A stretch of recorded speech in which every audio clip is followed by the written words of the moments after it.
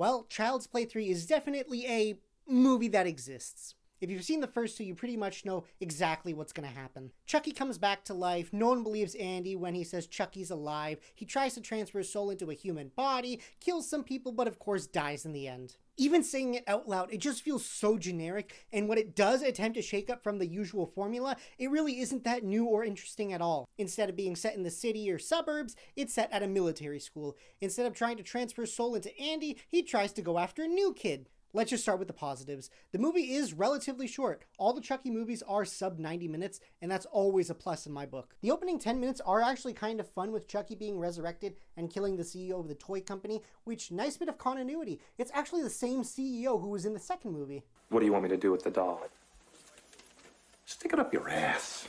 Andy is now played by Justin Whalen, and he's become very jaded with the world, and he doesn't have that many good things left in his life. And I think Whalen does a very good job at portraying that in Andy. Some of the other characters, if a bit one note, are well acted, and some of them are actually interesting. Like Andy's new love interest to Silver, or the cowardly roommate Whitehurst, or even the little kid Tyler, who's Chucky's new victim. But by far the best side character in the movie is the school's barber, Sergeant Botnick, and I swear this man just wets himself every time he looks at people's untrimmed heads of hair. Brad Dourif is always amazing as Chucky, and admittedly, the final 30 minutes with the war games and the carnival is actually very entertaining. Not to mention the fact that Chucky is given a fantastically disgusting look with half of his face missing, and the ending feels like the most grand and definitive of the series thus far, to the point that you look at it and you think there's no way they could possibly make another one after this, but of course they did. But beyond those positives, the movie is very bland and formulaic. Chucky is such a moron because he revealed his plan, which actually might have worked if he didn't tell it to the one single person on campus who could stop him. Also, I'm just not a fan of Chucky's more squished facial design.